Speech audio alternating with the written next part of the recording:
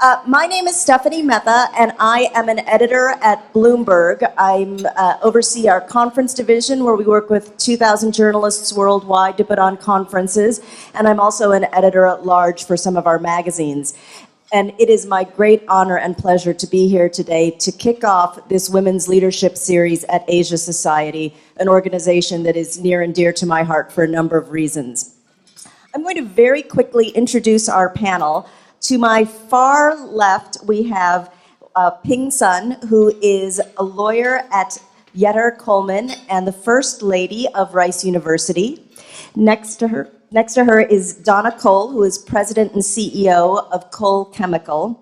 And finally, we have Dr. Anne Chao, a philanthropist and professor at Rice University. I'm told that these women are familiar to all of you and that they do not need an introduction, and you'll find their bios here in your programs. But what I would like to try to do today is show you a little bit of a different side of these women that you might not know from reading their bios and knowing of all of their accomplishments. So we're going to get a little personal. I'd like to start by asking each of the women on stage to briefly tell us something about themselves that you wouldn't know from reading their bios or CVs. And I'll start with you, Anne.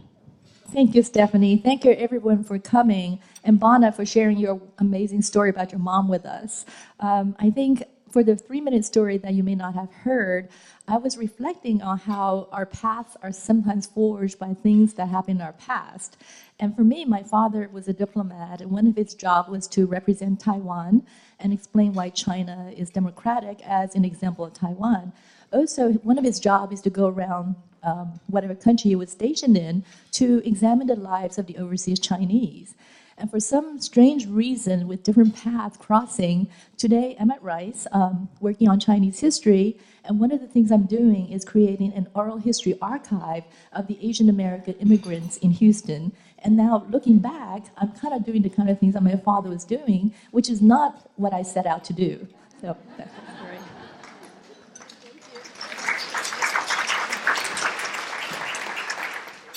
Donna. So I'll pick up next. So thank you very much for coming out and joining us today. We really appreciate your thoughtfulness for being here in consideration. Nancy, thank you, Donna. We really appreciate this. Who decided we three should be up here, right? Kathy, come on. So as you all know, we were on the committee, so we were the last three who thought we should be up here talking to you today. But a little bit about me that you might not know is, Cole Chemical is 35 years, and we've had a great history in Houston and across the nation and internationally in doing business. But, I'm on the last third of my life, and I think you have to reflect at that point and say, well, who am I and so what? And the so what is, so what's next? And I think Nancy Allen has just done it beautifully with this Asia Society building and working with Taniguchi. And, so my what next is I mentor about 30 to 40 people a year. And I realize that there's only so much to go around of me and then with my employees and Cole Chemical and other nonprofits that I'm a part of. And so I hooked up with a lawyer and I hooked up with a CPA. And we started a company called Pantheon of Women. And Pantheon of Women, we're making films. So we're going to entertain and educate and empower. And our films are going to be PG-13. We're going to tell great stories about strong women and supportive men. And so we have to change the way men and boys perceive women and girls and the way girls perceive themselves. And I think in doing that, we can help change the world. So.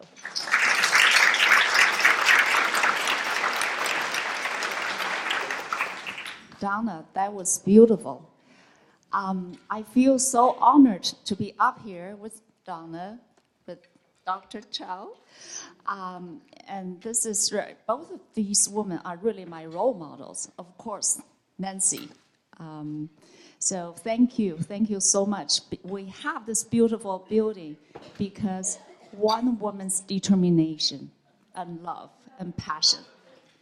Of course, teamwork too, but if it's not for you, we would not have been sitting here in this beautiful building. So thank you.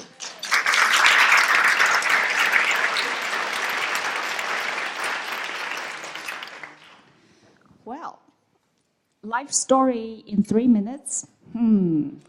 Well, I guess I'll tell a story about growing up in China during the Cultural Revolution. Some of you might have heard it, but most of you have not. I was born in Shanghai, grew up in Tianjin, and went to Beijing for school. But when I was in Tianjin, it was during the Cultural Revolution. And I remember one day I was playing with my friends, and then I got home, and I saw my grandmother sitting in the middle of the room. And red guards were running around, and they grabbed me and took me to my grandmother and pointed at her and said, "She is the enemy of the people." I was so confused. I thought, my grandmother always taught me to be a good person. Whenever there were beggars coming through the house because of a natural disaster, she will always make me to go out there and give them food. She taught me to present the food to them with both my hands to show our respect for them. I thought, how can this kind of person be the enemy of the people? It turns out her only crime was to be married to my grandfather, who was an aerospace engineer. He went back to China with other engineers to set up factories, and they flew planes back, and because of that, he was accused being a spy. So he was kept at the company, and he was asked to make confession, but there was nothing to confess. But things were really hard for us, but thanks to Premier Zhou Enlai, he made a statement. We should not be treating this group of people like that. They made contribution to China. And so life became better. And that's actually the reason why I wanted to study law, because I personal experience, the lawless, the chaotic situation in China. And I think that really had a huge impact on who I am today. And I feel so fortunate to be here. Thank you.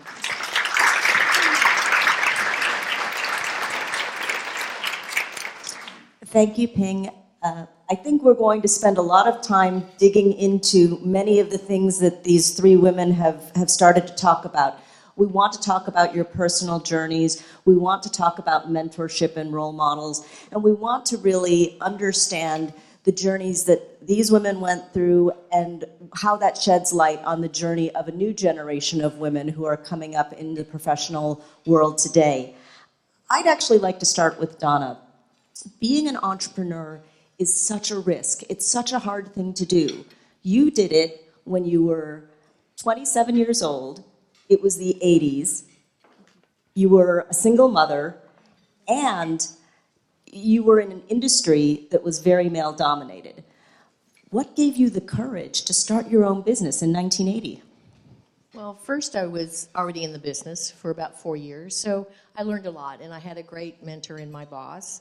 But I also had somebody else, another man in my life, who said, you know, if Exxon and Shell and DuPont and Monsanto want you to start your own business, then go do it. And I said, I can't do it. And he said, why not? And I thought, well, why not? Well, I've never owned a business, right? And he said, you've been doing everything that you would do if you owned a business. You just haven't started a business. So here's my lawyer's name. Here's, you know, take your $300 and start a business. So that's how it started, actually. I wouldn't have done it if it weren't for an encouragement of him. Yeah. And what was it like once you got started? What were some of the unexpected obstacles, but then what were the doors that opened up in the vein of that mentor who said, go for it? Yeah, so what I didn't realize was that I got so much credit on my good name in the industry, but after 2 months, you know, Shell was like, okay, you got to pay for that last rail car, you know, or that last tank truck of methanol. And all of a sudden, I was in a cash flow crunch, right? Because it didn't have the money coming back in. And so, you know, I had gone back to some of my customers, and thankfully, they said, all right, you know, we'll pay you in 15 days, and you can then pay your suppliers in 30. So it actually helped me with cash flow. But what I learned then is that people want to help you, right? And we're so proud to keep our troubles to ourselves, but I think if you'll talk about it to people and collaborate, you can get so much further down the road. And that's what I learned. So it's not so much being honest, it's being forthright. It's just telling people, here's the situation. We can't make the truck, but we can make the truck at noon. Is that going to be all right? It's not going to be there at 8. And they're like, yeah, we'll work it out. Instead of not saying anything until it's an emergency. And then you have very few choices, right? And one final question, and then I'll move on. Again, I'm thinking you're this 27-year-old Asian American woman. It's the 80s. It's a very different time than it is today.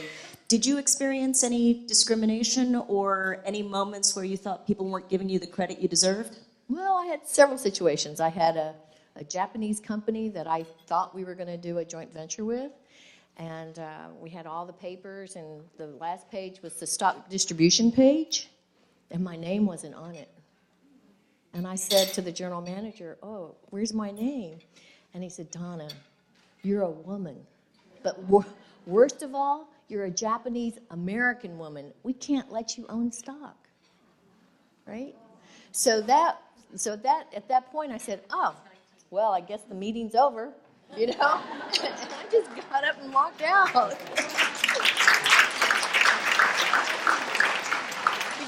I think, one door closes and two open, right? Because from there, I learned that there were other people who wanted to help, who wanted to do business. And so I think what I learned is that, first of all, failure is practice for success, right? You have to keep getting back up. But most importantly is that you have to fail to learn. And those are the biggest, most expensive lessons are the best lessons. You will never forget those lessons. I'm looking at Albert. He's shaking his head at me. But, at the time, I never thought about failure. And when I look back now, I think that's very peculiar.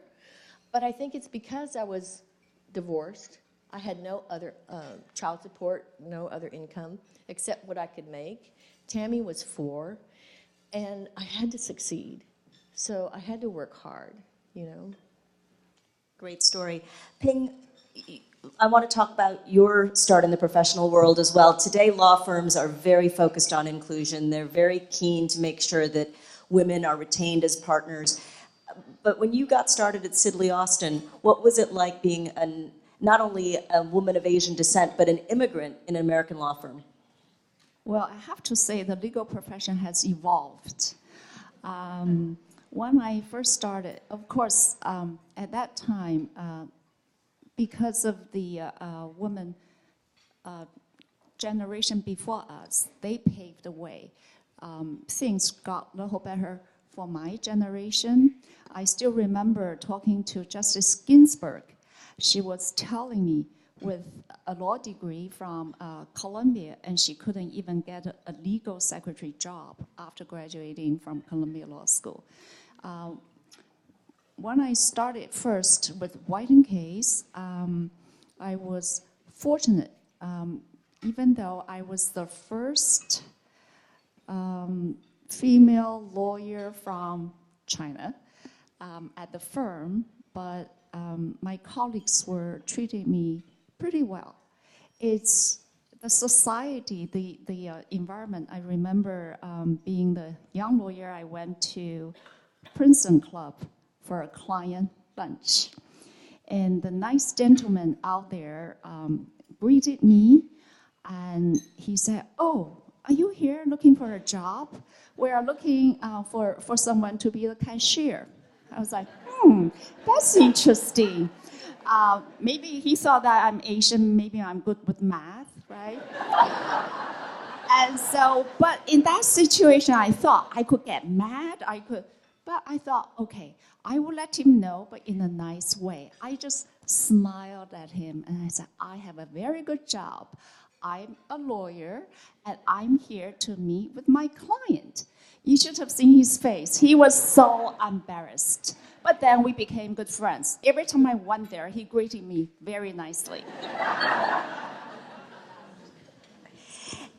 And we talked a little earlier about the fact that you and Ping are Chinese-born, living in the United States, and professionals here, and Donna is a US-born Japanese-American.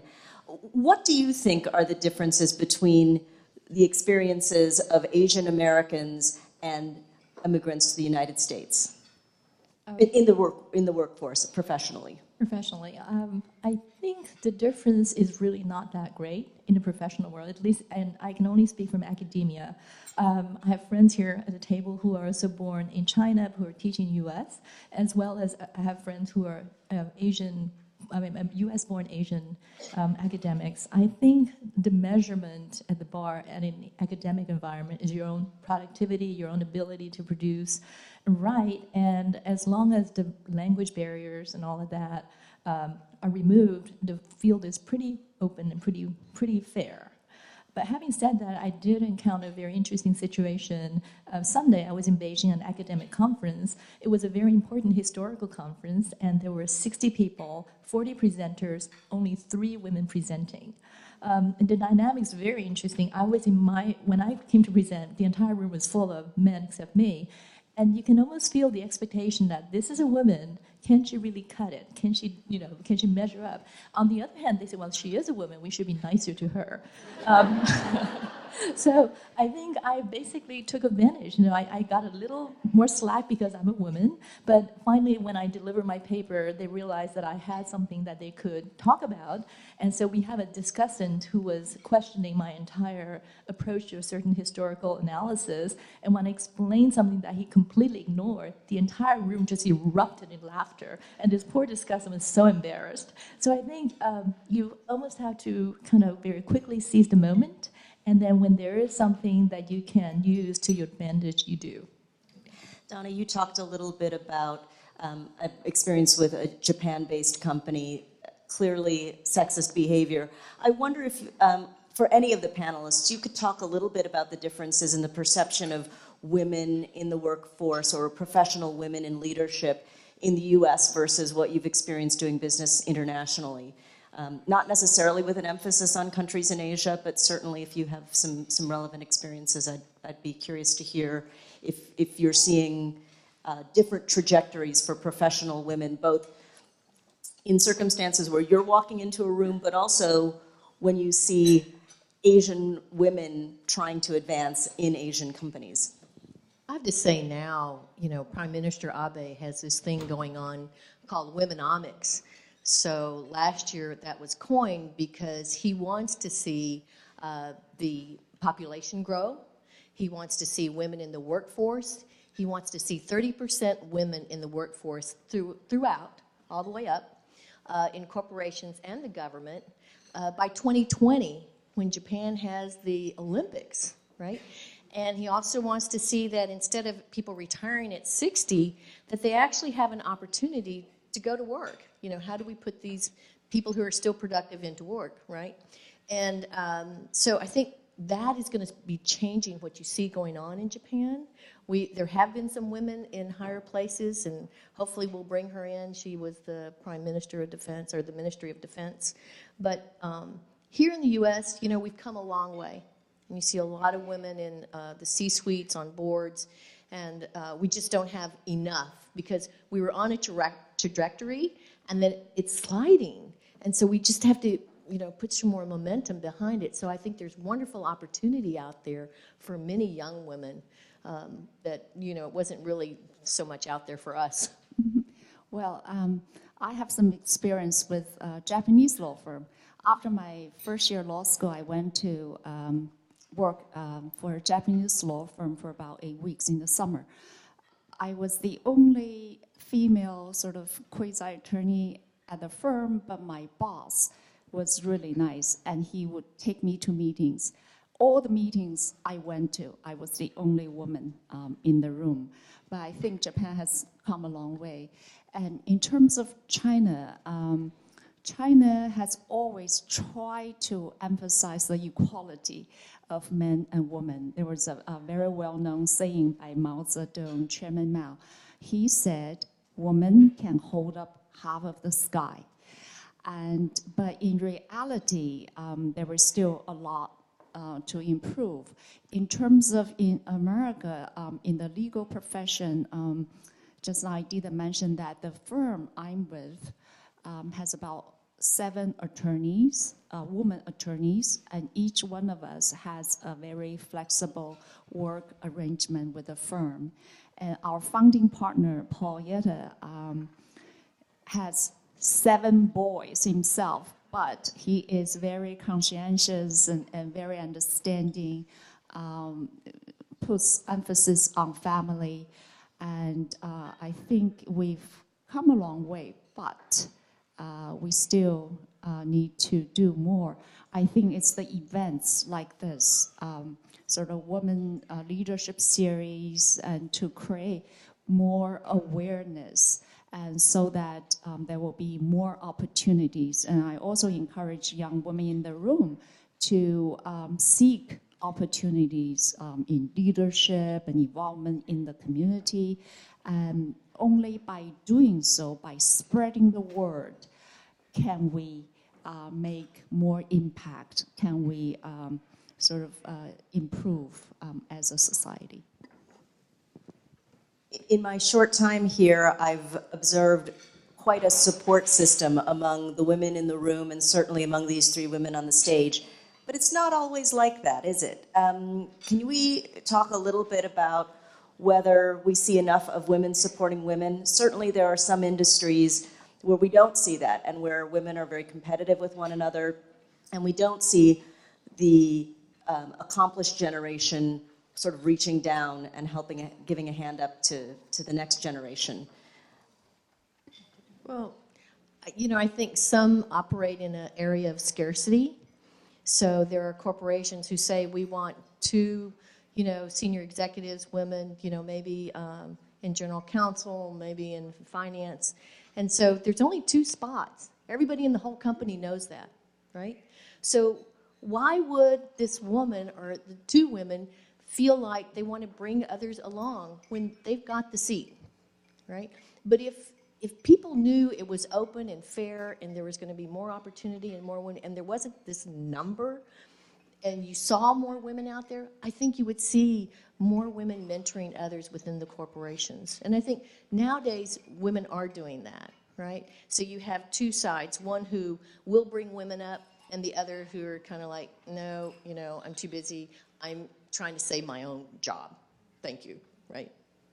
But numbers are a little bit of a double-edged sword, because on the one hand, you don't want to create a system of quotas, but we've seen in the UK, for example, where the Lord Davies Commission came out and said, we're going to use our bully pulpit to try to enforce a 30% percentage of women on corporate boards. You've seen the numbers go up. In the United States, Donna, you made the point, we're actually going backwards. So I guess I'll ask the panel, what are your thoughts on, quotas are kind of an ugly word, but what are your thoughts on trying to create goals and metrics so that we do increase the number of women on corporate boards and philanthropic boards and in the C-suite?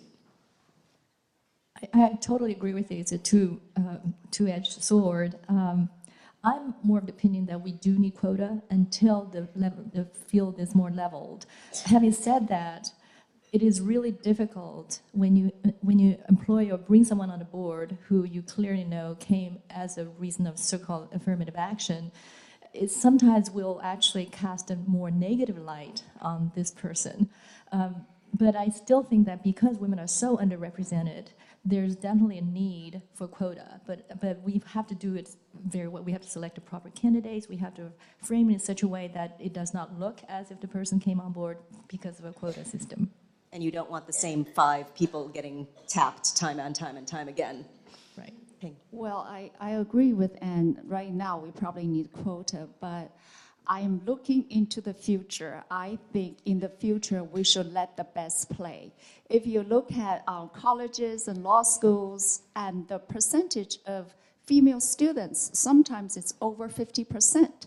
So it shows that we have very capable female candidates, and if the corporate world eventually will get there and let the best to be the boss, and you will see more women in those positions. Can I add something? I taught for many years in my friend Diana Strassman's program called Poverty, Justice, and Human Capability at Rice, where we studied this very issue. And I think fundamentally the problem is the social arrangement of the gender the gender division. If women have to advance at the same rate as men, men must take over more of the home responsibility, childcare, other abilities so that women have time. Women may be entering medical school and law school and business school at a higher rate, but once they hit the corporate world and once they have family and children, reality hits. And unless the men, the male part of the society, would be willing to step back, take more paternity leave, be willing to even stay home and let their women advance, this field will never be leveled properly. And Diana, you can interject if you like. You know, I was interviewing some young women last month, and one of them said something really astounding. And she said, if you're going to succeed and make it in the corporate world, one, you have to have either a supportive partner or no partner. Yeah. Right? Perfectly. And I have to agree with her. She's here today. Yeah. And I have to agree with Donna. My daughter is 14 years in the finance company, Wall Street, and at her level, she has a good nanny, thank goodness. Her husband can come home when the nanny's sick more than she can, and she said the other women at her level are either single or have a husband who actually stays home. So it is still very difficult out there. Do you find in either your experiences with the young men at Rice that you encounter, or Donna, as you've encountered millennial men in your work, there is anecdotally, and there are some research that suggests that millennial men, at least in surveys, say that they are more willing to take on more household work and that they are more willing to take equal part of child rearing and other family obligations. Is that playing out? Do you think and I guess that leading to the question, will things get better for young women? Well, I hope I'm not talking too much, but in this class that Diana and I teach, we often get 2 boys versus 15 girls in the class. And when we hit this question about how can we rearrange the social responsibilities of the family, the boys in our class, they say, I have no problem staying home, let my wife earn the money. But these are the 2 unusual young men. Well, they self-select into your class.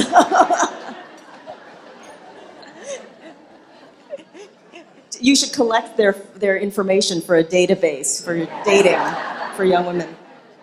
I think they are there looking for strong women to be their wives so they can stay home. So I have 2 millennials in my office, one a young man and one a young lady.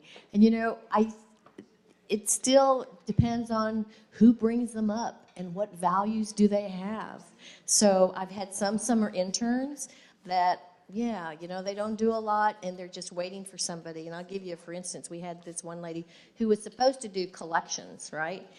So let's get on the phone and find out why you didn't pay this bill, or is this bill wrong, and that's why you're not paying it. And so we gave her this task, and we said, okay, here you go in the computer system. Once you get the comments, put them in here so that we can keep track of, by week, what's happening with the status of our past dues. And so we went up to her later and we said, so how are you doing? She said, well, I called them. I said, yeah, what'd they say? Oh, well, I didn't get hold of them. Okay. Well, did you leave a message? No, we don't leave messages. And we were shocked. We don't leave messages? So that's something we found out about the millennials is that I called you. It's on your text message or your phone message. You see my number, right? It was hysterical.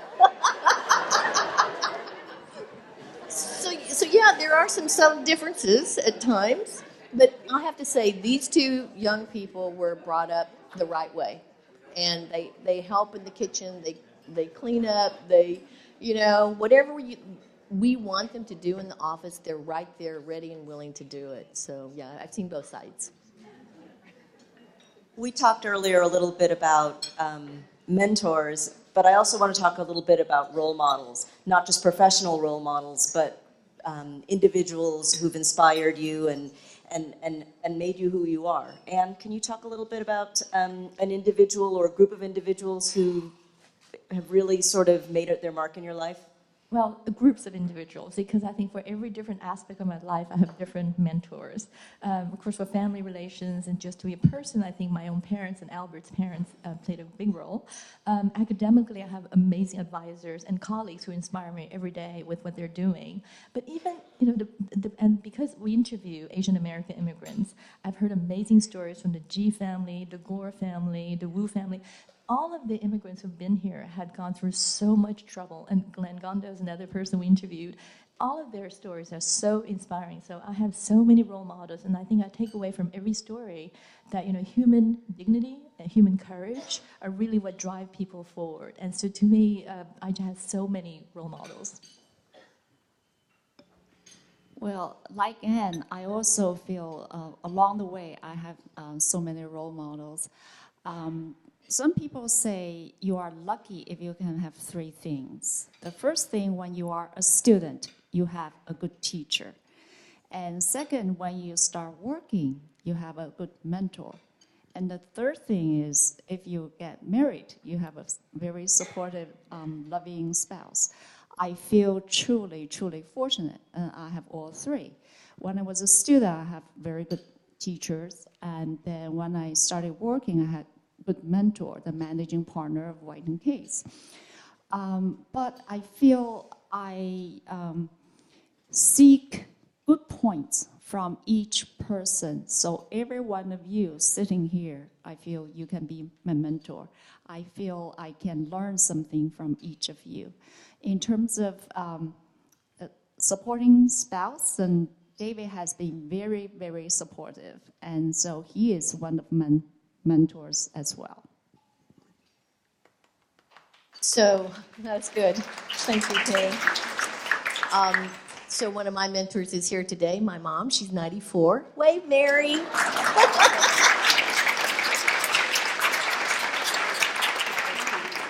So I believe it started with my mom and dad. My mom and dad have a strong work ethic. They came from a farming family. Went bankrupt and still made it, worked 2 jobs, did whatever they could to make it, and owned a bowling alley for 35 years and retired here in Houston. But they also had the wisdom to send me to Girl Scouts, to send me to church, which I learned a lot, and to just support me in so many ways other than the educational piece. Because the educational piece for my father was, you need to go get a job as a secretary. For my brothers, it was, you want a college degree, you got to go join the service first and get your college through service. So, but because of my mom taking me at Thanksgiving and Christmas and Easter to poor families' houses, which I learned later that we also lived in housing projects down in the Rio Grande Valley when I was little, was that she would still take canned goods and make me go with her to deliver that food. So I think that's instilled in me a lot. And then, of course, World War II, the effects from the bombing of Pearl Harbor and being Japanese American and families being interned and discriminated against. I think what I realized is I wanted to be liked. And in order to be liked, I felt like I had to give more. And I recognize that now as an adult. So it's hard for me to receive, and it's easier for me to give. That's a nice segue into my next question, which is that you all, 3 of you give so much. You're on so many boards. Mary, you mentioned all the people that you mentor, and now Donna, you mentioned all the people you mentor, and now the work that you're doing with your Pantheon organization. How do you carve out time, and why do you carve out time to now be mentors? We talked about the people that were your role models. You are now role models to a new generation. I guess, how do you do it all, and why? I'll start with you, Anne. I think with joy and humility, because it's an honor to be invited to join a board and to be able to contribute and to be able to go beyond your personal ability and join a group of people who are all doing good for society. That's a joy, and it's uplifting. And in academic life, especially being Asian women academic, in school there aren't many really Asian women professors. So very often at Rice, I'm sought out by Asian girl students, and many of them I keep in contact with after they graduate. And that to me is a personal joy. It's like raising more children after my own children have grown. You know, I learned so much from the people that I mentor, and I love helping people and sharing and giving and connecting. So that's in my DNA, is one, learning, and two is multi-relator. So if I can have a conversation with you and find out what you like to do, I can connect you with the right people right in this room to take it another step further. Ping. Well, mine is very similar to Donna and Anne's. When I was younger, Premier Zhou Enlai was my role model, and I wanted to be a diplomat, I wanted to be an ambassador, since I'm really not an ambassador. So I thought, well, I can be a people's ambassador. I can connect people. And to me, giving back to the community is sort of, I see opportunities, and responsibility comes with the opportunity. I feel like I've been given so many opportunities since I came to America. And this is my time to give back.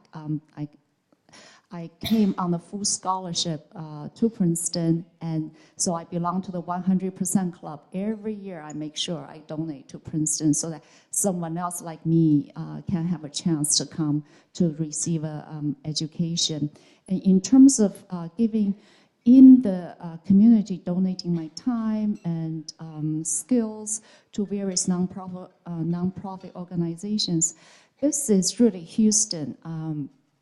Because when we first came about 11 years ago, people in Houston just took us in with open arms. And actually, thanks to Jim Crownover, who was the chair of the search committee, brought us here, and Peggy Barnett, Bill Barnett was the chairman of the board of RISE at the time. And so I've been given really, really lots of opportunities. So I feel now it's my responsibility to give back and help younger generation.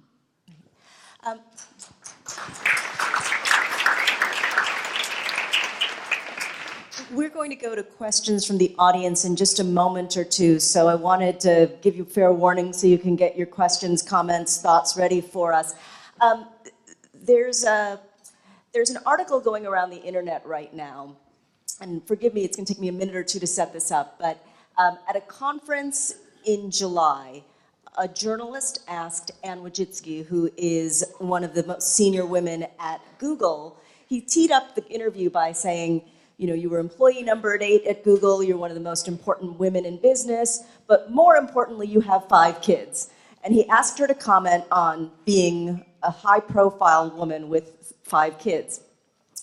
And then later in that same program, the same interviewer interviewed Ari Emanuel and Rahm Emanuel, the head of Endeavor travel agency and the mayor of Chicago, respectively. And both Ari and Rahm said, why didn't you ask us about our kids? We could talk about our kids all day. And so there's this discussion going on online, particularly among young women, about, you know, the fact that this same interviewer, who happens to be a personal friend, started his interview with Anne Wojcicki by asking her about her kids and got called on the carpet by not asking the mayor of Chicago about his kids. My question to you is to sort of respond, because we started out by talking about how our families and our personal lives shaped our journey. On the other hand, as powerful women, as women leaders, you don't want to be judged solely on the fact that you are a woman but, or a woman and. So I'd just be curious to get your perspectives and thoughts, and I'm sorry if I've caught you off guard, but I do think women sometimes struggle with how much to put family life out there. Anne, maybe I'll start with you. I totally agree. I think the reporter was totally right to catch, was it Emmanuel who caught him saying, why did you ask my family? Of course, social perception, women are associated with children, caretaking, men, business.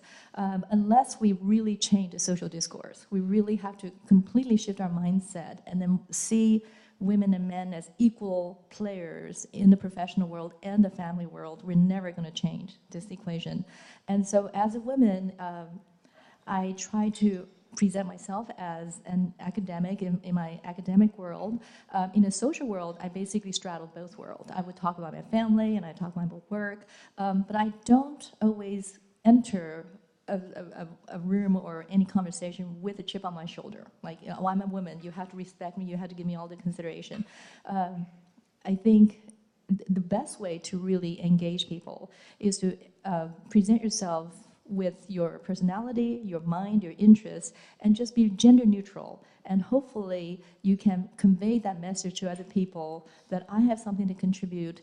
Think about my contribution rather than think of me as a woman or something else. You know, I think you have to come to the room authentically as a whole person and bringing your whole self. And I think for generations maybe before us in the workforce and even some today, think that when you hit that door, you need to change.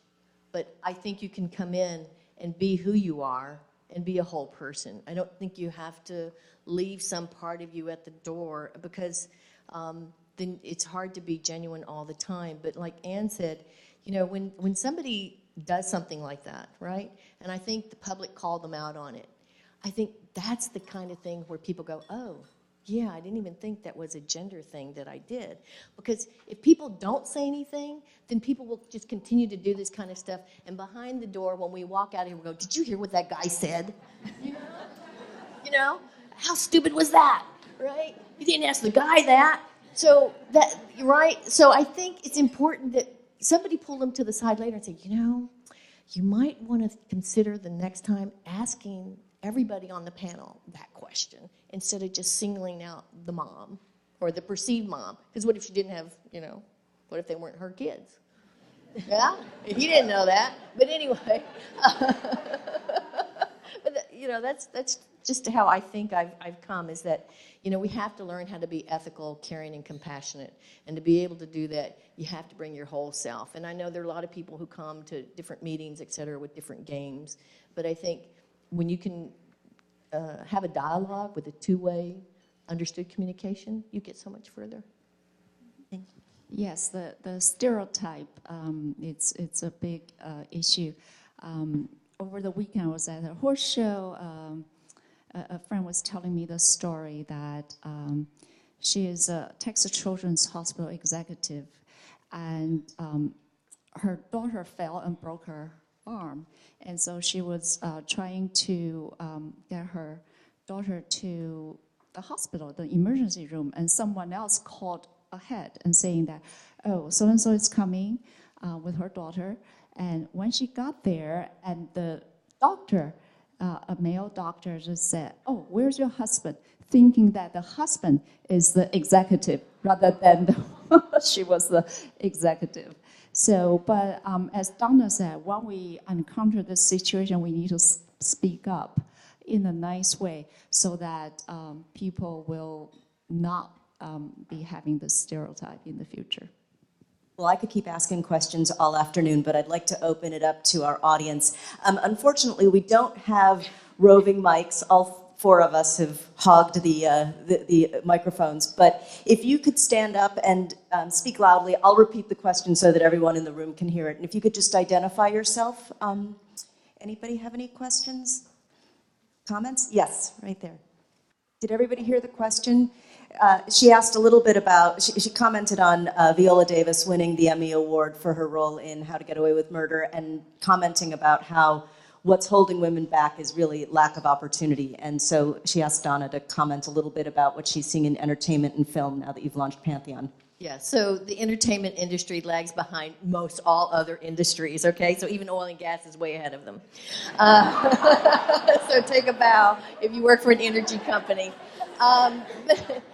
So what we're trying to do and what we've seen happen, so we started Pantheon 2.5 years ago. So now what we see happening throughout the country are women getting behind women movies, women directors, who's in front of and behind the camera, but more importantly, you know, getting more jobs, getting more women who have greater roles. And I think it's all a part of, if you don't point it out to people, so a cartoon, if there's 4 characters on a cartoon, only one will be a girl. And that girl will either be sexualized, or she'll be dumb, right? Or she'll be a protagonist. I mean, so when you think about it, it's like, why? So what could that be? Well, think about Charlie Brown. What is Lucy? Right? And then you think about the Muppets. Miss Piggy, right? She was sexualized, and she was all over Kermit, right? Now they kicked her out, and they got a new young one coming in. So, but anyway, I think things are changing, and I think they're changing for the good for women and minority women in particular as well. So we see that happening. We see more roles coming out for women and women of color. I think it's going to be great. I think, this whole shoot 'em up, kill 'em, this interactive games is part of our problem that we have in society. And so now that we've recognized that's a problem and people are addressing it, I think you'll see huge change, just like what we've talked about today in business and other areas. Thank you, Joy. There's one back here. Bonnie Rao from BP America. This is a question open to the panel. So, feminist writers have often described men as taking the part of speech as becoming a noun, and that women have always been relegated to be the adjective as a female attorney, a female business owner, or a female executive. I'd like to hear what you think it's required of us in this room for women to become a noun. Did everyone hear the question? What is it going to take for women to become a noun? Ping, do you want to try to take that one on? That's an amazing question, very good question. I think it takes all of us for that to happen. I mean, so whenever you are in a situation, if you perceive there is unfairness, and just speak up. And David always tells people that I'm very deceiving. I appear very mild-mannered but if I see something is not right, I speak up. Do I have time to tell the whole story? Before moving here, every Valentine's Day, we will go to Boulay for a Valentine's Day lunch. And so once I went, I got there first, and I saw the table at the corner. So I asked Mr. D, oh, may I have that table? And then he looked at me and said, oh, that table is taken. I said, oh, okay. So I was led to another table, and then 2 minutes later, a man came in, and he looked around. He said, oh, may I have that table? And he was, guess what? He was led to that table without questioning. And being me, so I did not want to keep quiet. So I just said, oh, may I speak to the manager, please? The manager came out. I looked at the gentleman and said, oh, sorry, sir, no offense to you. I explained the whole situation to the manager. I said, well, when I asked for the table was taken. When this nice gentleman asked for the table became available. So, what do you see this picture? Is it because I'm a woman? Because I'm Asian? Is this some kind of discrimination? And so the manager just went, oh, no, we're not. And then David came in. David said, oh, what's the matter? Do you want to leave? We can go somewhere else. I said, oh, no. I came here for lunch. I intend to have a nice lunch here. And so, of course, we were sitting where we were, but they were so nice to us. They brought us champagne. They brought us a creme brulee, everything you desire. So remember to speak up.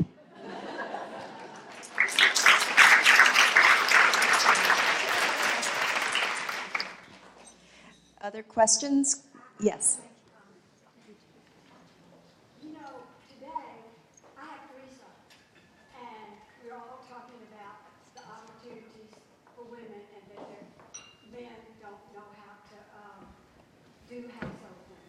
Well, when I was married, my husband never changed the diaper. He took care of us beautifully. But let me tell you, it's changed today. I have 3 sons.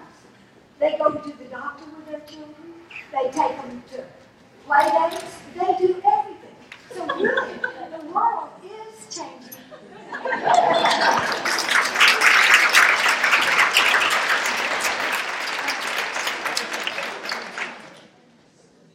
We haven't heard from any of the men in the room.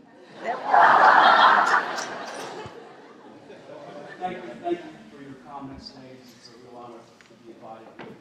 Chairman Mao said, women hold up half the sky.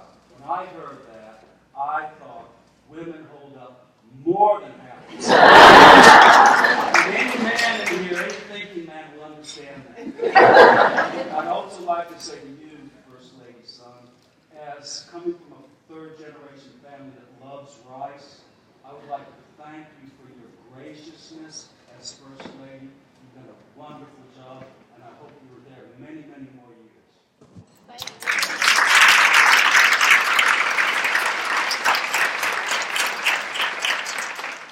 Thank you so much.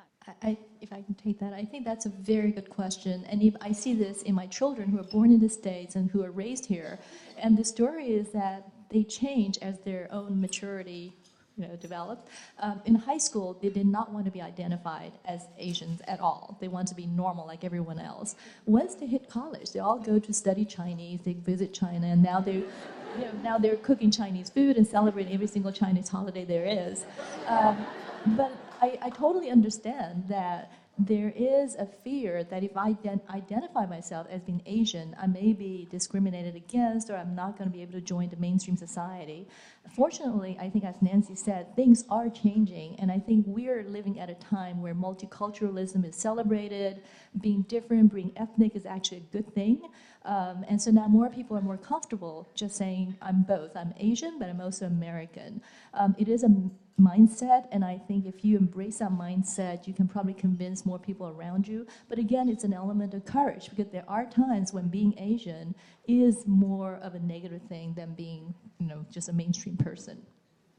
So, and I think as an Asian, we have to communicate with other Asians, whether they're first generation or second generation or third or born here or not, because we have to be that bridge, right? We have to help them who are newcomers to the U.S. with Americanism, and I think they can help us with our roots and who we really are down deep, because that does come through at times, and I think for a lot of Asians, they don't have that opportunity to recognize that until they figure out that as Asians, there are some shared values, like we all eat rice, we all eat noodles.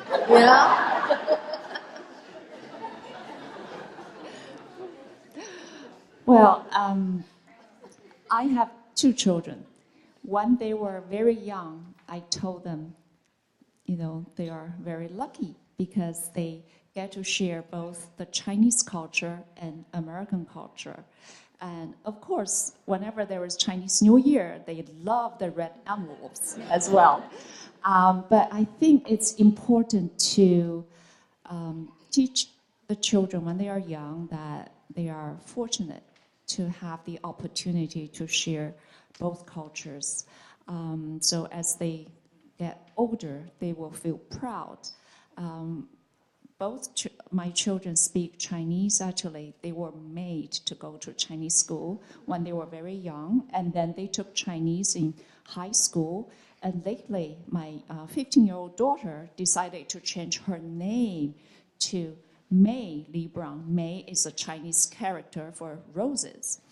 And she also plans to go to China to study her junior year.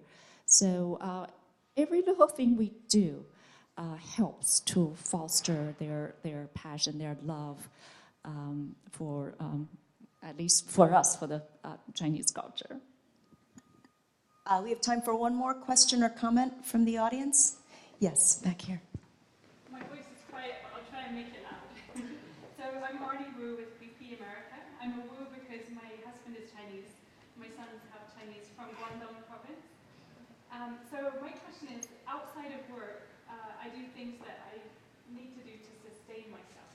And I'm not sure if this is more of a female thing than a male thing, but it seems to be that the higher we get in a company these days, especially in America, the more hours you need to work.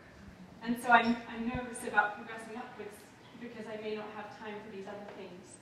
And I wondered what your thoughts were about your work hours and whether you think as a society we could all come down a bit, men and women, a bit more like Norway or something like that. Have you seen, there's a car commercial out now where the guy leaves at 5:30 and the voiceover says, "When did it become an act of courage to leave work on time?" Yeah, so I think I can relate to that. I used to work 7 days a week, 12 and 14-hour days, consistently for the last 30 years. And until my parents moved here, did I change that? So part of me is guilt, because I have a daughter now who's going to be 40 in November. And she doesn't want to take over the business, right? She's had enough of it. She saw what mom did. And then she also had her own parasailing business where she had employees. And she said, "I hate employees. I don't want any employees." So she became, after she got her degree in biology, environmental studies, and art history, she became a captain on a dive boat in Hawaii. And she teaches yoga. So now she's full-time teaching yoga. She loves it. But you know what? As a parent, I'm so proud of her, right? That she's being able to do something she wants to do and help other people, because that's really important. And, I look back on what I did with her, and I didn't call on customers and travel until the summertime. And my poor mom and dad, they got Tammy every summer. And, now she has a wonderful relationship with them that most kids wouldn't have because of that, because I work so hard and all the time. So I think it's not a balance. It's taking those priorities and how do you rearrange them every hour, right? Every half day, every full day, and the next day. So when people talk to me, well, how do you balance it? It's like, there's no balance, right? Something comes to the top and you got to take care of it. Well, it's so true, Donna. Well, I actually, before coming in here, I was telling the panel that, since I moved to Houston, I only have one complaint. That is, there are only 24 hours in the day. But I think, at least for me, I find girlfriends are so important. You need to have a group of girlfriends so that you can spend some time together and go out to dinner or basically support each other. I feel every time I spend time with my girlfriends, I have this gang of 4, I have skiing friends, and so every time I spend time with them, I feel really recharged. So carving some time for yourself, it's important. Yeah, I think just to add to Ping's idea, social network support is extremely important. I don't know if you've all heard the book, The Blue Zone Diet, where this author interviews women who are over 100 all over the world, and finding out their secret. One is eating less meat, more grain, exercise every day, but also extremely important to have a support network of women who can share your worries and anxieties. But I totally agree with you. If there's a way to reduce the amount of work hours in America.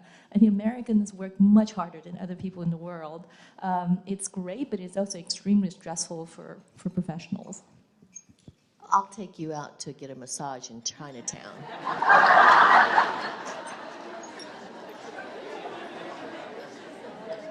Well, one thing I also want to add. Are you members of Asia Society Texas Center? Really, join Asia Society Texas Center. We have wonderful events, and that's why I'm so passionate about Asia Society. It really provides a platform for people to exchange ideas, to foster mutual understanding among different cultures. So that's a great way of releasing stress. And that's a great note for us to unfortunately have to end on, but I do want to also thank Asia Society for staging this wonderful women's leadership luncheon. As I said at the beginning, it really was my pleasure and my honor to get to spend time with these 3 wonderful and accomplished women. And I hope you will join me in thanking Ping, Donna, and Anne.